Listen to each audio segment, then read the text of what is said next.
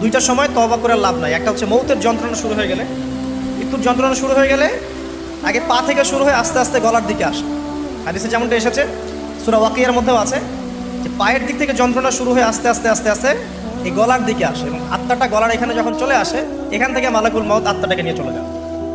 এবং চোখ দিয়ে তাকিয়ে থাকে মানুষ, রুহটা চলে গেলে মানুষ চোখ দিয়ে তাকিয়ে থাকে। দেখবেন এই কারণে মৃত ব্যক্তি তাকিয়ে থাকে, চোখ খোলা থাকে। এবং তখন আসমান থেকে সিঁড়ি নামিয়ে দেওয়া হয়, ওই সিঁড়িতে করে আত্মা চলে যাচ্ছে, ও তাকিয়ে দেখে যে আত্মা চলে যাচ্ছে। এবং মানুষ মারা যাওয়ার পরে চোখ জীবিত থাকে অনেকক্ষণ। মেডিকেল সায়েন্স যারা পড়েছে তাদেরকে জিজ্ঞাসা করবে, মানুষ ডেড হয়ে গেলেও চোখ দেখবেন আরও কয়েক ঘন্টা, হয়তো আরও নির্দিষ্ট একটা সময় পর্যন্ত চোখটা কিন্তু জীবিত থাকে। এই জন্যে চোখ বন্ধ করে দিতে হয়। যাই হোক, যেটা বলছিলাম যে মৌতের যন্ত্রণা শুরু হয়ে গেলে তওবা করে লাভ নাই, তওবার দরজা বন্ধ। আর পশ্চিম দিক থেকে সূর্য উঠে গেলে তওবা করে লাভ নাই, তওবার দরজা